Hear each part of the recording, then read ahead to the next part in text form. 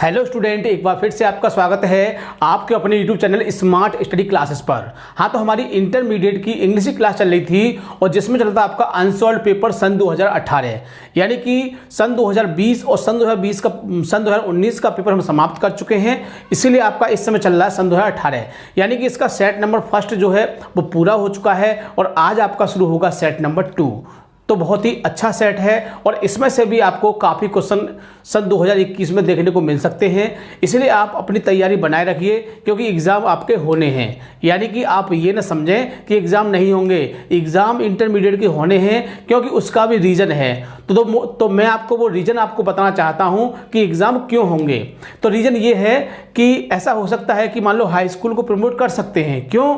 क्योंकि high school वाले जो विद्यार्थी हैं वो जिस कॉलेज में पढ़ रहे हैं उसी में पढ़ते रहेंगे, क्योंकि हमारे यहाँ पर हाई स्कूल और इंटरमीडिएट की कॉलेजों की कोई कमी नहीं है। लेकिन जो इंटर के बाद जो एजुकेशन होती है उस कॉलेज की कमी है, यानी कि डिग्री कॉलेज है और टेक्निकल कॉलेज में बहुत सारी उनकी कमियां हैं, वो इतनी नहीं हैं। यदि आप सब बच्चों को प्रमोट कर दिया गया, मान लीजिए जितने भी विद्यार्थी हैं इंटरमीडिएट के सबको प्रमोट कर दिया गया, तो वो बच्चे कहाँ जाएंगे? इतनी कॉलेज भी नहीं है, बहुत ज़्यादा मारामारी होगी। इस वजह से इंटरमीडिएट का तो एग्ज़ाम निश्चित होना है। इसीलिए आप अपनी तैयारी को बनाए रखें। जो कुछ भी आपको प्रोवाइड किया जा रहा है अनसॉल्व्ड है, मोस्ट इंपोर्टेंट है, साइंस में, इंग्लिश में, हिंदी में, जिसमें भी आपको बताया जा रहा है सब कुछ आप याद करते रहिए, नहीं तो आपको बहुत ही परेशानी का सामना करना पड़ सकता है। क्यों? क्योंकि जब एक साथ एग्ज़ाम आएंगे, डेट आ जाएगी तो आपको बहुत सारी दिक्कत होगी। क्यों? कि सारी चीज़ें आप इग्नोर कर चुके हैं, उनको भूल भी सकते हैं। इसीलिए अपनी तैयारी पर बने रहिए और तैयारी जैसी थी वैसी करते रहिए ताकि एग्ज़ाम में आप एक अच्छा स्कोर कर सकें। ठीक है, तो आज की वीडियो बहुत ही महत्वपूर्ण होने वाली है क्योंकि आज की वीडियो में हम जो आपकी पहली बुक है प्रोज, उसके प्रत्येक क्वेश्चन को डिस्कस करेंगे। यानी पहला जो क्वेश्चन होता है एक्सप्लेशन का होता है, दूसरा क्वेश्चन शॉर्ट क्वेश्चन का होता है, तीसरा question fill in the blanks का होता है। तो तीनों क्वेश्चनों को डिस्कस करेंगे, इसलिए वीडियो को पूरा देखना है, बिल्कुल भी स्किप नहीं करना है। जो विद्यार्थी चैनल पर नए हैं वो चैनल को सब्सक्राइब कर लें, बेल आइकन प्रेस कर लें ताकि आगे आने वाली वीडियो का नोटिफिकेशन आपको आसानी से प्राप्त हो सके। ठीक है, तो ज़्यादा समय ना वेस्ट करते हुए चलते हैं अपने टॉपिक की ओर। हेलो स्टूडेंट्स, तो आपके लिए गुड न्यूज़ है। अनअकैडमी आपके लिए लेकर आए स्टूडेंट अनअकैडमी कॉम्बैट, जहां पर आप फ्री में रजिस्ट्रेशन कर सकते हो और 1 करोड़ तक की स्कॉलरशिप जीतने का मौका आपको मिल रहा है बच्चों। तो इससे बढ़िया चीज़ आपके लिए क्या हो सकती है? एक तो टेस्ट दोगे, दूसरे बच्चों के साथ आप कंपटीशन कर सकते हो कि आपकी तैयारी कैसी चल रही है, क्योंकि आपको पता है बच्चों पैंडेमिक सिचुएशन इस टाइम, आप ऑफलाइन कोचिंग नहीं जा पा रहे हो, कॉलेज नहीं जा पा रहे हो, तो आपके पास एक सुनहरा अवसर है कि आप घर बैठकर अपनी तैयारी चेक कर सकते हो कि आपकी जो तैयारी आखिर कैसी चल रही है। क्योंकि यहाँ पर थाउजेंड्स ऑफ स्टूडेंट्स होंगे आपके साथ जिनसे आप कंपटीशन कर सकते हो और अपनी रैंक यहाँ पर चेक कर सकते हो लाइव। और जैसे आपका कॉम्बैट समाप्त हो जाएगा तो वहाँ पर बच्चों आपको फ्री वीडियो सॉल्यूशंस मिलेंगे टॉप एजुकेटर्स के द्वारा, जिसमें आपने जो गलतियां की हैं वो आपको पता चल सकेंगी कि आप आखिर कहां गलती कर रहे हो। नेक्स्ट कॉम्बैट बच्चों 23 मई को होने वाला है, तो 23 मई को रेडी रहना कॉम्बैट देने के लिए। और डिस्क्रिप्शन में आप 6 क्लास 6 में हो, क्लास 7 में हो, किसी भी क्लास में हो, 12th तक सभी के लिए लिंक है, उन लिंक पर क्लिक करो और अभी रजिस्ट्रेशन कर लो। ठीक है बच्चों। और ये देखो इस टेस्ट में होता क्या है, मैं थोड़ा सा आपको बता दूं बच्चों। देखो 60 मिनट का आपका टेस्ट होने वाला है। 30 यहाँ पर आपसे सुपर क्वेश्चंस पूछे जाएंगे, फिजिक्स केमिस्ट्री मैथ के क्वेश्चंस होते हैं और ये इंडियाज फ्री स्कॉलरशिप टेस्ट है। और अगर आप टेस्ट में टॉप रैंक पर रहते हो, टॉप 1 2 3 या टॉप 1 2 300 रहते हो, तो बच्चों आपको यहाँ पर अनअकैडमी का सब्सक्रिप्शन भी दिया जाएगा, वो भी एकदम फ्री ऑफ कॉस्ट। तो इससे बढ़िया मौका आपके लिए और क्या हो सकता है? तो जल्दी से जाओ, अभी रजिस्ट्रेशन करो और हमारा कोड जरूर यूज करना। Okay students. Class 12th English, यानी कि 12th क्लास की इंग्लिश की क्लास चल रही थी और जिसमें चल रहा था आपका अनसॉल्व्ड पेपर सन 2018, क्योंकि 19 और 20 दोनों पेपरों को हम समाप्त कर चुके हैं। और आज हम डिस्कस करेंगे सेट नंबर 2, इसका पार्ट है पहला, यानी कह सकते हैं सेक्शन ए, यानी सेक्शन ए का पहला ही क्वेश्चन है और बहुत ही अच्छा क्वेश्चन है। मैं आपको बता चुका हूँ क्योंकि आपके एग्जाम में सन 2018 में 3 पैसेज दिए होते थे, लेकिन अब 19 में केवल आपके 2 पैसेज आते हैं और उनमें से किसी एक को करना है। ठीक है, तो बड़े ध्यान से इस क्वेश्चन को समझना है ताकि एग्जाम में आप बहुत ही अच्छी तरह से इसको कर सकें। तो देखो इसमें मैंने आपको बताया था कि 3 पैसेज दिए होते हैं और सबसे खास बात मैं आपको बता दूं कि इसमें जो आपका पहला टॉपिक होता है रेफरेंस, उसको लिखना बहुत ही ज़रूरी है और सही लिखना बहुत ज़रूरी है। लिख तो सब देते हैं क्योंकि इसको लिखने में कोई दिक्कत नहीं है। 2 लाइन का है आपका रेफरेंस, हर व्यक्ति को याद होगा, हर विद्यार्थी को याद होगा, क्यों कि ये तो आसानी से याद हो जाता है, लेकिन सही लिखना, बात है सही लिखने की। तो सही लिखने का मतलब क्या है कि जब तक आप उस पैसेज को पहचान नहीं पाओगे तब तक आप इसे सही नहीं लिख सकते हैं। तो पहचान करने के लिए हमने बहुत सारे तरीके आपको बताए थे। मुख्य रूप से 2 तरीके थे, यानी कि एक था शब्द बेस और दूसरा था अर्थ बेस। यानी कि कुछ विद्यार्थी तो इसको शब्द बेस पर पहचान लेते हैं कि ये वाला शब्द आ गया, यानी वोमेन आ गया तो किसका हो गया, वोमेन्स एजुकेशन का हो गया।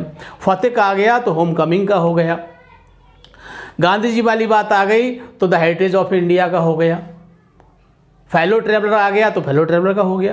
तो बहुत ही आसानी से कुछ पहचान ऐसी बना ली है विद्यार्थियों ने। लेकिन जो विद्यार्थी पढ़ने में अच्छे होते हैं, एक्टिव होते हैं, वो पहचान किसकी बनाते हैं, वो अर्थ बेस पर पहचान बनाते हैं। यानी कि उसके अर्थ को समझते हैं और अर्थ को समझ के पता लगा लेते हैं कि ये किस चैप्टर का है और इसके राइटर कौन है। तो बहुत ही अच्छा तरीका है, लेकिन मैं उनके लिए भी नहीं कहूँगा। लेकिन मेरा उद्देश्य क्या है कि आपको उसको पैसेज को पहचानना है, और जिसने पहचान लिया मैं गारंटी देता हूँ कि जो मान लीजिए आपका ये 10 नंबर का क्वेश्चन है, आपके 8 या 9 नंबर कहीं नहीं गए। लेकिन जिसने रेफरेंस गलत कर दिया तो वो 4 नंबर से ज़्यादा जोड़े अपने। क्यों?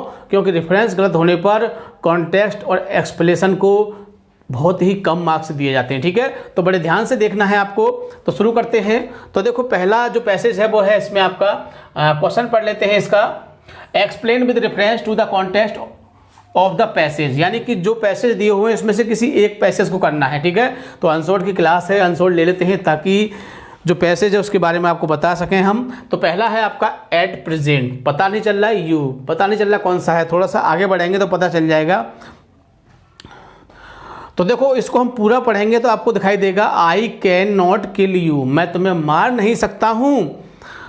You but I can reprieve you, लेकिन मैं तुम्हारा पुनरुद्धार कर सकता हूँ। तो ये मारने पीटने वाली बात किस में आई थी, फेलो ट्रैवलर में, क्योंकि वो मॉस्किटो को, जो लेखक थे मॉस्किटो को मारना चाहते थे, मच्छर जो उनका सयाती था परेशान कर रहा था, तो उससे आप पहचान लोगे। ठीक है, इसके बाद दूसरा है द नेक्स्ट मॉर्निंग फतेह, तो फतेह शब्द आ गया, इससे आपको बहुत ही आसानी से पहचान लोगे कि आपका होम कमिंग का है। तीसरा है आपका सोसाइटी रिक्वायर वोमेन, यानी समाज को ज़रूरत है महिलाओं की, तो महिला वाली बात आ गई तो किसका हो गया, वोमेन्स एजुकेशन का हो गया, जैसे सर्वपल्ली राधाकृष्ण ने लिखा है। तो तीनों को पहचान लिया, जिसने पहचान लिया वो बहुत ही आसानी से लिख सकता है। बट हम डिस्कस करेंगे इसमें केवल सेकंड को, किसको करेंगे, सेकंड को, क्योंकि इसको भी हम काफ़ी बार कर चुके हैं, इसको भी कर चुके हैं, सेकंड को बहुत कम किया है, इसलिए हम सेकंड को डिस्कस करेंगे। बड़े ध्यान से देखना है आपको। Reference, these lines have been taken from the lesson, यानी कि ये जो पंक्तियां हैं वो ली गई हैं, किससे ली गई हैं, होम कमिंग नामक चैप्टर से ली गई हैं, रिटन बाय रविन्द्रनाथ टैगोर, और इनको रविन्द्रनाथ टैगोर ने लिखा है। तो बहुत ही अच्छी तरह से आपने इसको पढ़ लिया होगा, समझ भी लिया होगा और आपको पहले से याद भी होगा। ठीक, अब आते हैं कॉन्टेक्स्ट पर, जिसको हिंदी में बोलते हैं हम प्रसंग। क्या बोलते हैं, प्रसंग, क्योंकि हिंदी में भी पता होना चाहिए, क्योंकि कभी कभी हिंदी से ही हम उसको पता लगा लेते हैं कि हमको प्रसंग याद है, अब तो कॉन्टेक्स्ट लिखना है इसको। ठीक है, तो इन दिस पैसेज, यानी कि जो पैसेज दिया है, इन दिस पैसेज, इस पैसेज में the author tells about the character of a hero Fateh, यानी इस पैसेज में लेखक जो है वो जो हीरो है, जो इसका नायक है फतेह, उसके बारे में बताता है, उसके चरित्र के बारे में बताता है, उसके कैरेक्टर के बारे में बताता है। एंड डिस्क्राइब्स, और वर्णन करता है, दैट की some naughty boys were doing mischievous activities, यानी कि कुछ जो शरारती लड़के थे वो क्या कर रहे थे, मिस्चीवस, यानी कि एक्टिविटी गतिविधियां होती हैं, और जो ऊधम करने वाली गतिविधियां, यानी कि बेकार की गतिविधियां कर रहे थे। ऑन द रिवर बैंक, कहाँ पर, नदी किनारे। टू गेट एंजॉइंग, किसके लिए, आनंद लेने के लिए, यानी कि जो शरारती लड़के थे वो नदी किनारे बेकार की गतिविधियां कर रहे थे आनंद लेने के लिए। तो बस इतना ही लिखना है इसमें आपको, बहुत ही आसानी से इसको आप समझ सकते हैं। तीसरा पॉइंट है आपका एक्सप्लेनेशन। तो देयर इज ए टीम, यानी कि एक समूह था ऑफ नॉटी बॉयज, किसका, शरारती लड़कों का एक समूह था इन द विलेज माने गांव में, यानी गांव में शरारती लड़कों का एक समूह था। अब समूह नहीं होते लेकिन पहले बहुत ज़्यादा समूह होते थे। तो एक समूह था जो बेकार लड़के होते, क्योंकि आजकल के बच्चे जो हैं वो पढ़ाई पर फोकस कर रहे हैं, पढ़ाई पर ध्यान दे रहे हैं। पहले पढ़ाई पर कम फोकस करते थे और उद्यम पर ज़्यादा फोकस करते थे। तो पूरे दिन उनको घूमना होता था, ग्रुप बना लिया और ये काम बिगाड़ना है, वो काम बिगाड़ना है, ऐसा होता था। ठीक है, लेकिन आजकल सब लोग पढ़ाई पर फोकस में, पढ़ाई से लाइफ बनती है। तो Fatik was the leader of them, और फतिक जो था वो उनका सरगना था। सरगना इसको लीडर बोलते हैं, नेता कह सकते हैं, यानी उनका जो मुखिया था। जैसे फिल्मों में देखा होगा आपने, बहुत सारे वो होते हैं, विलन होते हैं और उनका एक मुखिया होता है। वो जैसे उसने कहा वो सब वैसा ही करेंगे और उसका नाम भी नहीं बताएंगे, उसके लिए जान तक दे देंगे, मर मिट जाएंगे। आपने देखा होगा मूवीज़ में। सेम कंडीशन किसका था? वो बात थी हमारी फतिक की। किसकी थी? फतिक। तो फतिक भी ऐसा ही लीडर था, जो उसने टीम के लिए आदेश दे दिया वो आदेश पूरा होना है, चाहे भले ही अच्छा हो आदेश या बुरा हो, लेकिन वो आदेश पूरा होना है। ठीक है। He was 14 years old boy, यानी कि वो केवल 14 साल का लड़का था। वन डे, एक दिन, ए हैवी लॉग, एक भारी लट्ठा, was lying near the river side, नदी किनारे पड़ा हुआ था। यानी एक भारी लट्ठा जो था वो नदी के किनारे पड़ा हुआ था। फतिक सैड, फतिक ने कहा टू हिज टीम, यानी अपनी टीम से कहा, let this log throw into the river of water, कि इस लट्ठे को उठाओ और नदी के पानी में फेंक दो। देन, तभी, देन में क्या होता है? तभी माखन केम, माखन वहाँ आ गया। अब माखन कौन है, मैं थोड़ा सा इसके बारे में चर्चा करूंगा। माखन जो है वो फतिक का छोटा भाई है, बहुत ही बढ़िया है, सज्जन लड़का है, पढ़ने में भी ठीक है, लेकिन और फतिक जो है वो पढ़ता लिखता भी नहीं है। आए दिन लड़ाई लेके आता है, उसको पीटना, उसको काटना, उसको मारना, ये सब उसके हैं। बहुत ही आलसी है, काम भी नहीं करता है, निकम्मा है। ठीक है ना। तो माखन उसका छोटा भाई तभी आया, देयर मिस, वहाँ, यानी उसका छोटा भाई वहाँ आया, and sat on the log, और उस लट्ठे पर बैठ गया। यानी जिस लट्ठे को वो पानी में फेंकने वाले थे उस लट्ठे पर आके बैठ गया। माखन सेड, माखन ने कहा, don't, do not throw it into the water, इसे पानी में मत फेंको। माखन ने कहा कि इसे पानी में मत फेंको। देखो, मैंने बहुत ही सरल लैंग्वेज का यूज़ किया है। यदि आपने 2-3 बार इसको पढ़ लिया, बहुत ही आसानी से आपको याद हो जाएगा। पेपर क्या, जीवन भर नहीं भूलोगे आप इसको। बट लेकिन the boys through the log with Makhan into the water, यानी कि उन लड़कों ने माखन के साथ उस लट्ठे को भी पानी में, या लट्ठे के साथ माखन को भी पानी में फेंक दिया। सो इसीलिए माखन बीट्स हिज ब्रदर, इसलिए माखन ने अपने भाई को पीटा। एंड केम, और आया, टू हिज हाउस, और अपने घर आ गया। And Makhan told a different story to his mother, और उसने अपनी माता जी के लिए एक डिफरेंट, एक अजीब या अलग कहानी, उसने अलग कहानी सुनाई अबाउट फतिक। किसके बारे में? फतिक के बारे में, यानी फतिक के बारे में, और बना के कह दिया अपनी माँ से। So his mother beat Fatik, इसलिए उसकी माँ ने उसे पीटा। So he became lazy and naughty, इसीलिए वह और ज़्यादा शरारती और नटखट हो गया। So his mother send him, इसलिए उसकी माँ ने उसे भेज दिया टू कलकत्ता। कहाँ भेज दिया उसको? Calcutta. With his brother Bishambar, अपने भाई बिशंबर के साथ उसको कलकत्ता भेज दिया। यानी कि उसका मामा था बिशंबर, किसका? फतिक का, और उसकी मम्मी का भाई था। ठीक समझ गए होंगे। और फिर भी आपको थोड़ी सी अगर जानकारी कम मिल रही है तो प्लेलिस्ट में जाके देख लेना, हमने इसकी कंप्लीट पूरी समरी की वीडियो बनाई है, उसको देखना बढ़िया तरह से, पूरी कहानी समझ में आ जाएगी और एक्सप्लेनेशन भी समझ में आ जाएगा। ठीक है ना। तो Bishambar loved Fatik very much, Bishambar जो था वो फतिक से बहुत ज़्यादा प्रेम करता था। तो देखो, ये तो खास बात है, ये तो कॉमन बात है कि जो मामा होता है वो भांजे से बहुत ज़्यादा प्रेम करता है। लेकिन आपने सुना होगा कि एक कंस मामा था, लेकिन वो वाली बात सही है, उसकी कंस की कुछ कंडीशन बन गई थी ऐसी। लेकिन वैसे मामा जो होता है वो जो उसका भांजा होता है उसको बहुत लाइक करता है। और अक्सर ये फील किया ये देखा जाता है कि जो बच्चा जो अपने मामा के यहाँ रहते हैं वो अक्सर नॉटी हो जाते हैं, शरारती हो जाते हैं। रीज़न क्योंकि ऐसा कहा जाता है कि बच्चों को मारेंगे तो अच्छा नहीं होगा, बुरा काम बिगड़ जाएगा। तो ऐसे कुछ अंधविश्वास चल रहे हैं जिससे बच्चों को डांटा नहीं जाता और बच्चे अपने नानी के यहाँ जाके बिगड़ जाते हैं, ठीक है।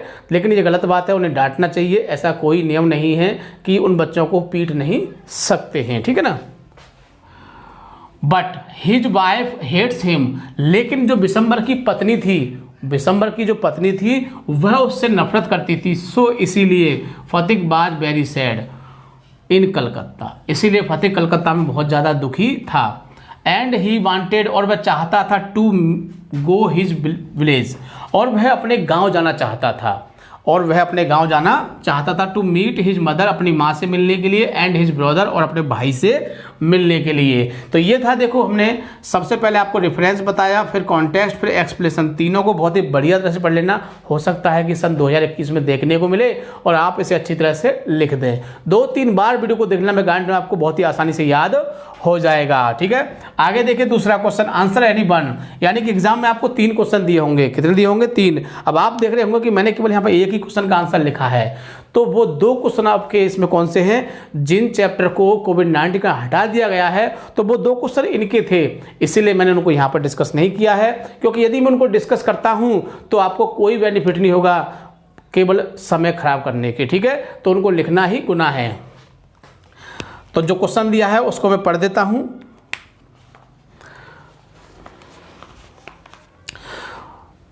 तो क्वेश्चन है आपका इसमें, by whose exertions has a revolution been affected after independence, यानी कि बाय हुज एक्सर्शंस, यानी कि किन प्रयासों के कारण, हैज ए रेवोल्यूशन, एक क्रांति आई, हैज़ बीन अफेक्टेड आफ्टर स्वतंत्रता के बाद, यानी किन प्रयासों से स्वतंत्रता के बाद, या कह सकते हैं कि किसके प्रयासों से स्वतंत्रता के बाद देश में एक क्रांति आई। तो किसके प्रयासों से? तो वो व्यक्ति थे हमारे महात्मा गांधी। कौन थे? महात्मा गांधी। तो महात्मा गांधी के प्रयासों से और जो देश में क्या हुआ, एक क्रांति आई। तो सिर्फ एक महात्मा गांधी शब्द बड़ा है, बाकी क्वेश्चन सेम सा है इसमें। तो आंसर देख लेते हैं इसको, बाय द एक्सर्शंस, यानी कि बाय द प्रयासों से ऑफ महात्मा गांधी, किसके प्रयासों से? महात्मा गांधी प्रयासों से। ए रेवोल्यूशन, एक क्रांति आई, हैज़ बीन इफेक्टेड, जिसने प्रभावित किया, आफ्टर इंडिपेंडेंस, किसके बाद? स्वतंत्रता के बाद, यानी कि बहुत ज़्यादा प्रभावित किया, किससे? महात्मा गांधी के। तो बहुत ही अच्छा क्वेश्चन है, हो सकता है कि देखने को मिल जाए 21 में, इसलिए आप इसको भी याद अच्छी तरह से कर लोगे, ठीक है। बहुत ही छोटा लिखा है। फिल इन द ब्लैंक्स, अब देखो ब्लैंक्स में हमने इसमें 2 लिखे हैं, वही रीजन है। कौन सा रीजन? कि इसमें जो 2 और ब्लैंक थे वो आपके उन चैप्टर्स के थे जिनको कोविड-19 के कारण हटा दिया गया है, ठीक है। तो देख लेते हैं इनको भी। आई रियलाइज्ड एट वंस, मैंने इस बात को स्वीकार किया है, तुरंत स्वीकार किया।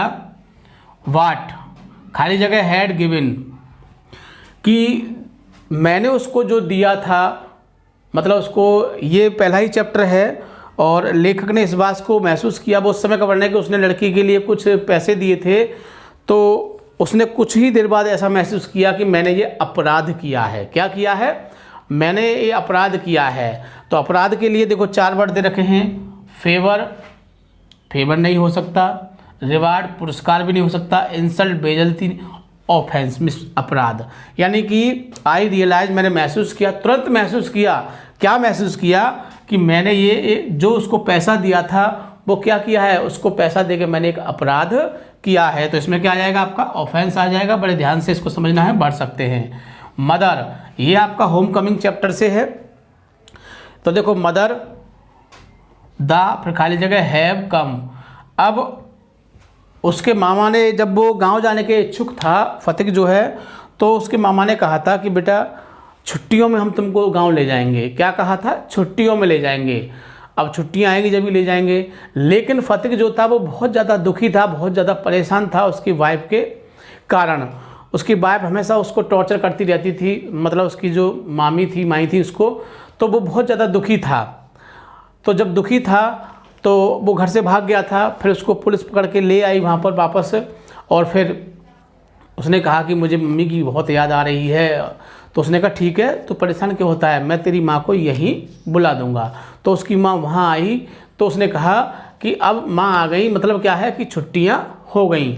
मतलब कि माँ से कब मुलाकात होती, जब छुट्टियाँ होती। तो जब माँ आ गई तो मतलब क्या है, छुट्टियाँ हो चुकी हैं। तो वही पूछा है इसमें कि जब माँ आई तो उसने क्या कहा था, हॉलीडेज़ छुट्टियाँ आ गई, विंटर जाड़े आ गए, समर गर्मी आ गई। तो उसने ये कहा था कि मामा अब तो क्या आ गई हैं, छुट्टियाँ आ गई हैं। क्यों कि माँ आ गई है, क्योंकि आपने कहा था कि जब छुट्टी होगी जब भी माँ से मुलाकात होगी। तो माँ से मुलाकात हो चुकी है तो मतलब छुट्टियाँ आ चुकी हैं। इस तरह से बहुत ही आसानी से कर सकते हैं। तो देखो ये क्वेश्चन भी अच्छा है इसमें, और ये तीनों भी अच्छे हैं। मैं ये नहीं कहूँगा एक अच्छा है, लेकिन हमने इसको डिस्कस किया है क्योंकि तीनों को हम एक साथ डिस्कस नहीं कर सकते थे, काफ़ी समय वेस्ट होता। और इसी तरह से हम हर वीडियो में किसी में कोई सा डिस्कस करते हैं ताकि आप उसे समझ सकें और याद कर सकें। और देखिए अपनी तैयारी में लगे रहिए, क्योंकि इंटरमीडिएट का एग्ज़ाम होगा, अभी मैंने आपको बताया था। रीज़न यही है, नहीं तो प्रमोट हो सकते थे, क्योंकि इतने बच्चे कहाँ जाएंगे, डिग्री कॉलेज इतनी नहीं है। इस वजह से आपका एग्ज़ाम होगा ताकि कुछ बच्चे लेस हो सकें और कुछ बच्चे उन कॉलेज में पहुंच सकें। ठीक है, तो वीडियो को पूरा देखना है, बिल्कुल भी स्किप नहीं करना है। ठीक है, सबसे खास बात, वीडियो को लाइक या शेयर करना नहीं भूलना है। ठीक है, थैंक यू, जय हिंद, जय भारत।